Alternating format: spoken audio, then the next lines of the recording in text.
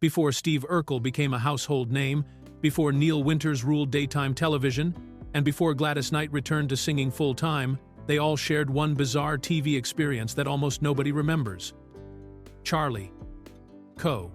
was CBS's desperate attempt to create their own Cosby Show, but the behind-the-scenes chaos, casting disasters, and production nightmares turned this sitcom into one of television's most fascinating train wrecks. From Charles Durning's mysterious original pilot to Flip Wilson's cringe-worthy Tonight Show appearance, these 15 shocking facts reveal the wild story of TV's most forgotten family. Fact 1. The original pilot starred Charles Durning. Before Flip Wilson and Gladys Knight ever stepped foot on the Charlie and Company set, CBS had a completely different vision for the show that would shock anyone familiar with the final product. The original pilot episode featured veteran character actor Charles Durning in the lead role, surrounded by a cast that was predominantly white, rather than the African-American family that viewers eventually saw on television.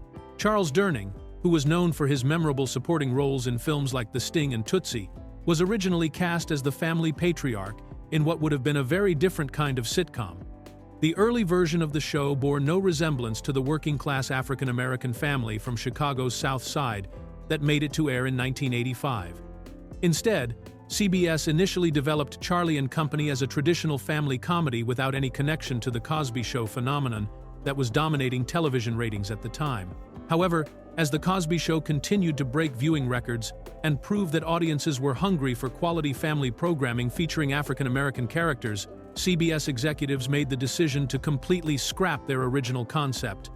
The network essentially threw out everything they had filmed with Durning and started over from scratch, transforming the show into what they hoped would be their own version of NBC's ratings juggernaut. This dramatic behind-the-scenes retooling explains why Charlie and Company felt so rushed and poorly developed when it finally premiered. The show that viewers saw was essentially a hasty second attempt, created under pressure to capitalize on The Cosby Show's success, rather than being an original concept that had been carefully crafted and developed over time. The original pilot with Charles Durning was completely abandoned, leaving no trace of what might have been a very different television series. Fact 2. Gladys Knight's first and only sitcom. Despite being one of the most celebrated voices in rhythm and blues history, Gladys Knight had never starred in a weekly television series before Charlie and Company, and surprisingly, she never attempted another sitcom role after the show's quick cancellation in 1986. This marked both the beginning and end of the legendary singer's career as a television series regular, making her brief stint on CBS a unique chapter in entertainment history. Knight, who had achieved massive success with hits like Midnight Train to Georgia and Best Thing That Ever Happened to Me as part of Gladys Knight and the Pips, was no stranger to television appearances throughout the 1970s and early 80s. She had made guest appearances on variety shows, including memorable performances on Flip Wilson's original variety series during the early 70s, which created an existing professional relationship between the two entertainers that CBS hoped to capitalize on. However, taking on the role of Diana Richmond represented a completely different challenge for Knight, requiring her to deliver scripted dialogue and develop a character week after week, rather than simply performing her musical hits. The transition from concert stages and recording studios to a television soundstage proved to be more difficult than anyone anticipated, as Knight had to learn the rhythms of sitcom acting while working with a cast that included seasoned television performers. What makes Knight's involvement even more remarkable is that Charlie and Company represented CBS's attempt to bring her back to television in a starring capacity, betting that her name recognition and crossover appeal would help the show compete with The Cosby Show. The network was essentially asking one of music's biggest stars to anchor their answer to NBC's ratings phenomenon, despite her having no significant acting experience in the sitcom format that required precise timing and comedic delivery. Fact 3. Flip Wilson's sitcom comeback disaster. Flip Wilson's decision to star in Charlie and Company represented a dramatic departure from the format that had made him one of television's biggest stars during the 1970s, and it turned out to be a career move that he would never repeat. The Flip Wilson Show, which ran from 1970 to 1974, had been a massive hit that earned Wilson Golden Globe and Emmy Awards while making him the first African-American to host a successful weekly variety series, but Charlie and Company marked his first and only attempt at transitioning into the world of scripted sitcom comedy. Wilson's variety show had showcased his incredible range as a performer, featuring his famous character Geraldine, and allowing him to work with musical guests and comedy sketches that played to his strengths as an entertainer. The format gave Wilson complete creative control and the ability to shift between different characters and comedy styles within a single episode, which was vastly different from the consistent character development required for a traditional family sitcom. When CBS approached Wilson about starring in Charlie and Company, they were betting that his proven television track record and natural comedic timing would translate seamlessly into the sitcom format, but the transition proved more challenging than anyone expected.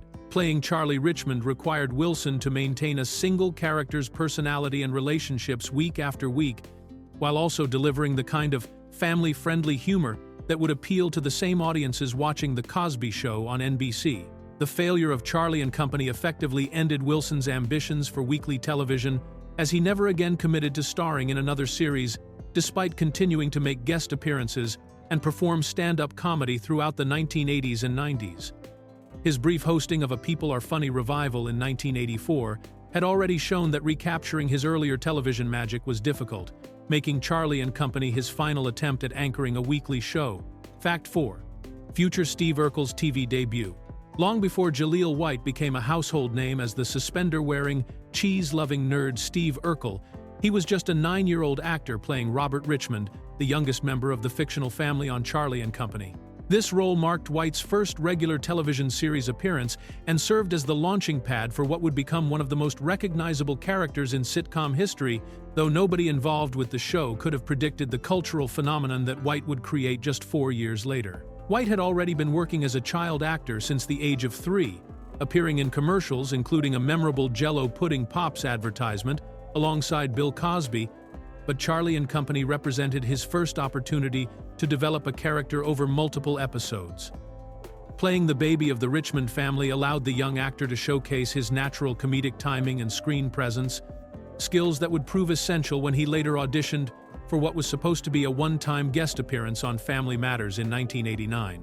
The experience of working on Charlie and Company gave White valuable exposure to the mechanics of sitcom production, including learning how to work with multiple cameras, deliver lines with proper timing for live studio audience reactions, and maintain character consistency across 18 episodes. These technical skills would become crucial when Steve Urkel transformed from a single-episode character into the breakout star who essentially took over Family Matters and turned it into one of the longest-running sitcoms, featuring a predominantly African-American cast. What makes White's journey even more interesting is that Charlie and Company was specifically created as CBS's attempt to compete with The Cosby Show, and 4 years later, White would find himself on a show that became part of NBC's successful TGIF lineup, proving that his early television experience had prepared him for sustained success in family-friendly comedy programming. Fact 5.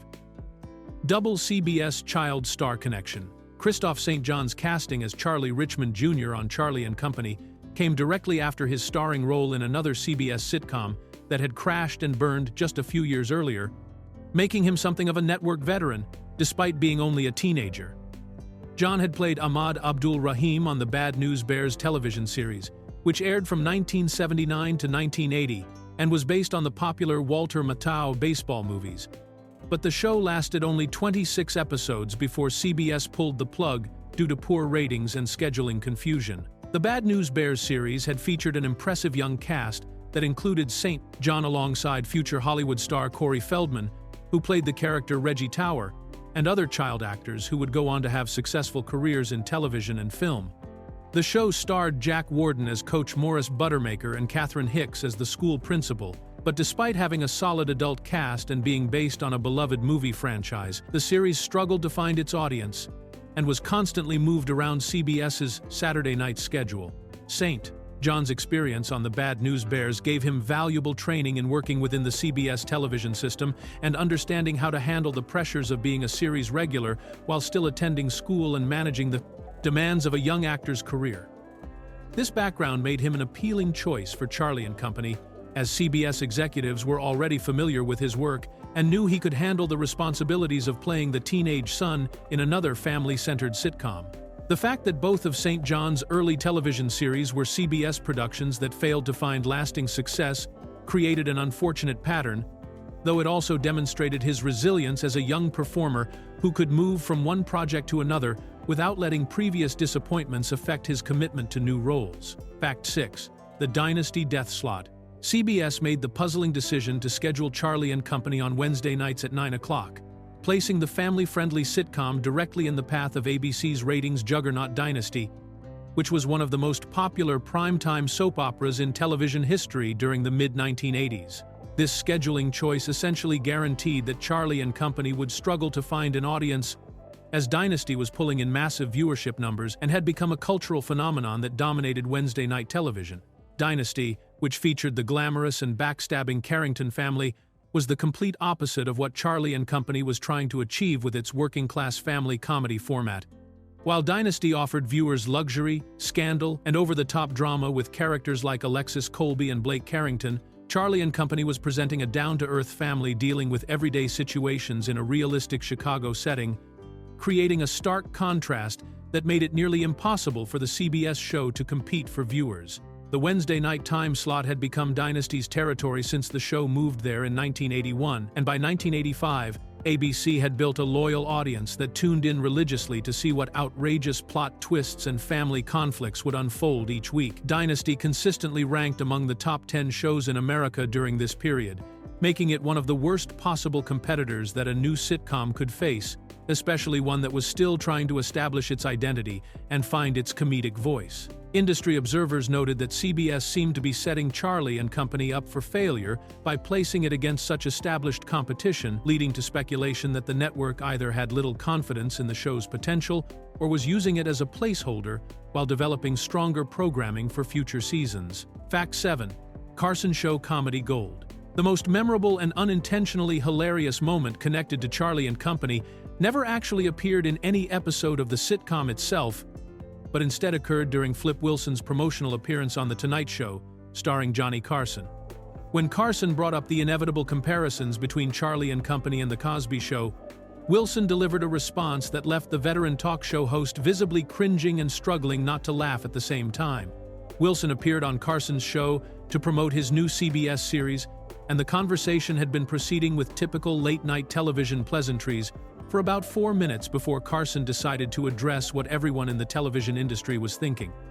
The Cosby Show was dominating ratings at NBC and had become a cultural phenomenon, so Carson gently brought up the topic of how Wilson felt about the comparisons that critics and viewers were already making between the two family sitcoms. Wilson's response was immediate and delivered with complete seriousness, as he told Carson that he didn't think the comparisons would be a problem because our show is about a black family. The comment was so tone-deaf and missed the point so completely that Carson appeared to be physically struggling with how to react, caught between professional politeness and genuine disbelief at what he had just heard on live television. Viewers who witnessed the exchange later commented that Carson looked like he might hurt himself trying to cringe and laugh simultaneously, as Wilson seemed completely unaware of how his comment had landed. The moment became legendary among television insiders as an example of how promotional appearances could go terribly wrong, and many people who remembered Charlie and Company at all recalled this Tonight Show moment more clearly than anything that actually happened in the sitcom episodes themselves. Fact 8. Mysterious missing writers. One of the most unusual aspects of Charlie and Company became apparent to television critics and industry insiders who noticed that several episodes aired without any writing credits listed in the show's closing titles, creating an unprecedented situation where nobody wanted to claim responsibility for creating the scripts. This absence of writer credits was highly unusual in television production, where writers typically take pride in having their names associated with their work, and where union rules generally require proper crediting for all contributors to a television program.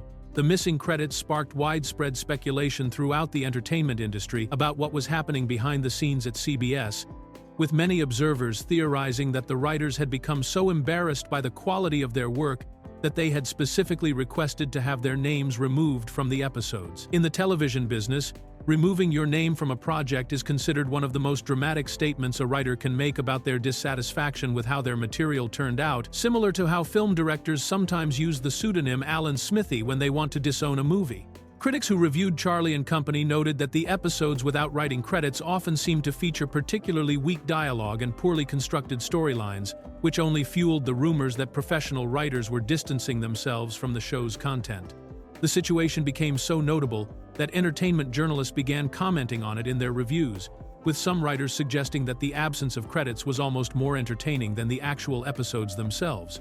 This credit mystery became part of Charlie and Company's legacy as a production plagued by behind-the-scenes problems, and it highlighted just how troubled the show had become when even the people responsible for creating its content preferred to remain anonymous rather than be associated with the final product that aired on national television.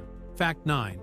Della Reese's mid-season rescue attempt. When Charlie and Company's ratings continued to plummet during the latter half of its first season, CBS executives made the decision to bring in veteran entertainer Della Reese as Charlie's sister Aunt Rachel, hoping that her decades of experience in television, music, and comedy would inject new energy into the struggling sitcom. Reese was already a well-established name in entertainment, having built a successful career as a gospel and jazz singer, before transitioning into acting roles on various television series throughout the 1970s and early 80s. The addition of Aunt Rachel represented a classic television network strategy of introducing a new character mid-season to shake up the show's dynamics and potentially attract new viewers who might be drawn by Reese's star power and proven comedic timing. CBS was betting that Reese's natural charisma and her ability to deliver both dramatic and comedic performances would help elevate the show's overall quality and give the writing staff fresh storyline possibilities centered around her character's interactions with the Richmond family. Reese's character was written as Charlie's outspoken sister, who would presumably bring a different perspective to the household, while also serving as a source of both wisdom and comic relief for various family situations. The role allowed Reese to draw on her extensive performance background and her natural ability to command attention on screen, skills that had made her a popular guest star on numerous television variety shows and dramatic series throughout her career.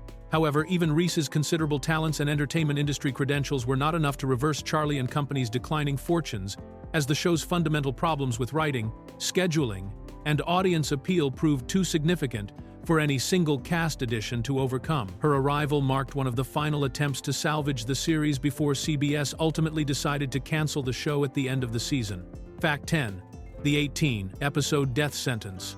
Charlie and Company's production run of just 18 episodes placed it among the shortest-lived family sitcoms of the entire 1980s decade, a period when successful shows typically received orders for 22 to 24 episodes per season and could expect multiple years on the air if they found an audience. The show premiered on September 18, 1985, and aired its final episode on May 16, 1986, giving it a lifespan of less than 8 months on CBS's primetime schedule. To put this brief run into perspective, most television networks during the mid-1980s would give new shows at least a full season order of 22 episodes to establish themselves and find their rhythm, with some shows receiving back 9 orders that would bring them up to a complete season if early episodes showed promise. The fact that Charlie and Company was cut off at 18 episodes indicated that CBS had lost confidence in the show's potential and decided to end production before completing what would normally be considered a standard television season. The 18-episode count was particularly devastating because it meant the show never had the opportunity to reach the magic number of episodes needed for profitable syndication, which typically required at least 65 to 100 episodes depending on the distributor and market conditions. This short run essentially guaranteed that Charlie and Company would disappear from television entirely once its original broadcast ended, rather than finding a second life in reruns that might have introduced the show to new audiences or allowed it to develop a cult following. The truncated season also meant that storylines and character development that the writers had planned were never fully explored, leaving the show feeling incomplete and underdeveloped compared to other family sitcoms that had the luxury of multiple seasons to refine their comedic voice and build meaningful relationships between characters. Fact 11. South Side Chicago setting. CBS deliberately chose to set Charlie and Company in working-class South Side Chicago as a direct contrast to the Cosby Show's upscale Brooklyn Heights neighborhood, hoping that a grittier and more economically realistic setting would help distinguish their sitcom from NBC's ratings juggernaut. While the Huxtable family lived in an elegant brownstone that reflected Dr. Cliff Huxtable's successful medical practice and lawyer wife Claire's professional income, the Richmond family was portrayed as a middle-class household, dealing with the financial realities that most American families actually faced during the 1980s. The South Side location was specifically chosen to emphasize that Charlie Richmond worked as an employee for the Illinois Division of Highways, rather than holding a prestigious professional career, and that his wife Diana was an elementary school teacher whose income would be significantly more modest than that of a high-powered attorney. This geographic and economic positioning was intended to make the show feel more relatable to average viewers who might find the Huxtables' affluent lifestyle somewhat removed from their own daily experiences. Chicago's South Side carried particular cultural significance as a historically African-American neighborhood that had been home to generations of working families, blues musicians, and community organizations, giving Charlie and Company's setting an authentic urban backdrop that the producers hoped would lend credibility to their family stories. The choice also allowed the show's writers to incorporate storylines about urban life, neighborhood dynamics, and the challenges of raising children in a city environment rather than the more suburban feel of other family sitcoms. However, this emphasis on realism and economic authenticity may have worked against the show's appeal, as many viewers turned to family comedies like The Cosby Show specifically because they offered an aspirational vision of family life, rather than a reflection of their own financial struggles and daily concerns. Fact 12. Highway Department Dad. The creators of Charlie and Company made a very deliberate choice when they decided that Charlie Richmond would work as an employee for the Illinois Division of Highways, selecting this blue-collar government job as a direct counterpoint to Dr. Cliff Huxtable's prestigious position as an obstetrician on The Cosby Show.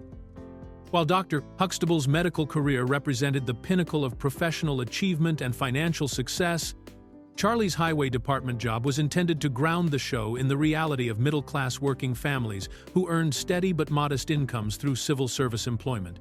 Charlie's position involved office work related to highway maintenance and construction projects, rather than the glamorous medical emergencies and life-saving procedures that provided storylines for The Cosby Show, giving Charlie and Company a more mundane workplace backdrop that reflected the everyday experiences of millions of American workers. The highway department setting also meant that Charlie's work concerns would revolve around bureaucratic challenges, budget constraints, and dealing with government red tape, rather than the high-stakes medical situations that added drama and prestige to Dr. Huxtable's professional life. This occupational choice was part of CBS's broader strategy to position their show as more relatable and realistic than The Cosby Show, appealing to viewers who might feel disconnected from the Huxtables' upper-middle-class lifestyle and professional achievements. The writers hoped that Charlie's working-class job would allow them to explore storylines about economic pressures, job security concerns, and the challenges of supporting a family on a government salary that would resonate with audiences facing similar financial realities. However, this emphasis on economic authenticity may have inadvertently made Charlie and Company feel less aspirational and entertaining than The Cosby Show, as viewers often preferred television families that represented their dreams and goals rather than their current circumstances. Fact 13. The Cosby Show audition connection. Before Jaleel White ever set foot on the Charlie and Company set, he had come heartbreakingly close to landing what would have been an even bigger role as the youngest member of the Huxtable family on The Cosby Show, but lost the part when Bill Cosby made a last-minute decision to change the character from a boy named Rudy to a girl with the same name. White had successfully auditioned for the original male version of Rudy Huxtable and was so close to being cast that his family had already begun making plans to relocate from Los Angeles to New York, where The Cosby Show was filmed at NBC's studios. White's agent had informed his parents that the role was essentially his and that they should start looking for places to live in the New York area, making the eventual rejection even more devastating when it came during what was supposed to be a final formality audition at the network level. The young actor later described this experience as his most tragic auditing story, as he had gotten so close to landing a role on what would become one of the most successful sitcoms in television history.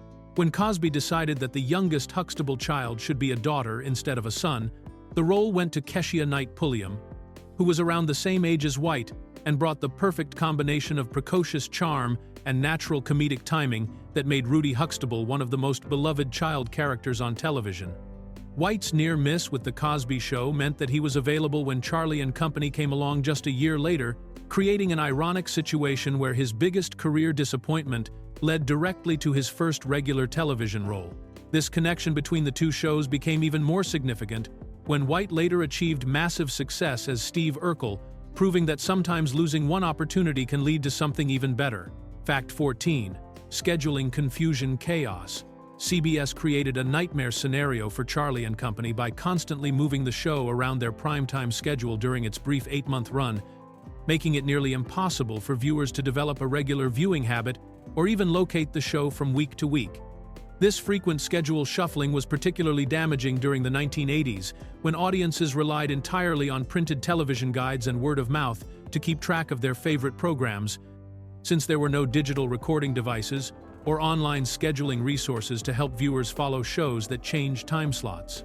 The network's scheduling decisions seemed to reflect their own uncertainty about where Charlie and Company belonged in their lineup, as they experimented with different time periods and lead-in shows in a desperate attempt to find a combination that would boost the sitcom's ratings. However, each move only served to further confuse loyal viewers who might have been willing to give the show a chance if they could consistently find it in the same time slot each week. Television industry observers noted that CBS appeared to be treating Charlie and Company as a disposable programming element that could be moved around to fill gaps or serve as a lead-in for more important shows, rather than as a series worth nurturing and promoting with a stable schedule. This approach created a vicious cycle where poor ratings led to schedule changes, which then led to even worse ratings as audiences lost track of when and where to find the show. The scheduling chaos became so notorious that entertainment journalists began commenting on it in their reviews, with some critics suggesting that CBS's constant tinkering with the show's placement demonstrated a lack of confidence in the program that became a self-fulfilling prophecy. By the time audiences might have discovered where Charlie and Company had landed in the schedule, the network had often already moved it again to another night or time period. Fact 15. Never made it to reruns. Charlie and Company achieved the dubious distinction of becoming one of the few sitcoms from a major television network that completely disappeared from the airwaves after its original run ended, never finding a home in syndication or even occasional rerun broadcasts that might have given it a second chance with audiences. Unlike most television series from the 1980s, which typically found new life on local stations, cable networks, or specialty channels that programmed classic shows, Charlie and Company was deemed so unmarketable that distributors showed no interest in purchasing the rights to air the 18 episodes that had been produced. The show's failure to enter syndication was particularly notable because the 1980s and 90s saw an explosion in the number of television channels and programming hours that needed to be filled, creating opportunities for even poorly received shows to find audiences who might appreciate them as nostalgic curiosities or guilty pleasures. During this period, many forgotten sitcoms and canceled series found profitable second lives in syndication, but Charlie and Company remained absent from these revival opportunities.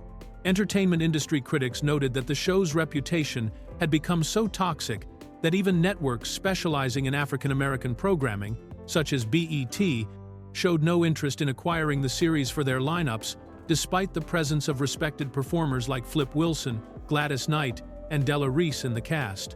The complete absence of Charlie and Company from television schedules became a running joke among industry insiders, with some observers suggesting that the show had become the equivalent of a television urban legend that people remembered existing but could never actually prove by finding episodes to watch. This total disappearance from popular culture meant that Charlie and Company became one of the most thoroughly forgotten sitcoms of its era, known primarily through second-hand accounts and the career histories of its cast members, who went on to achieve much greater success in other projects.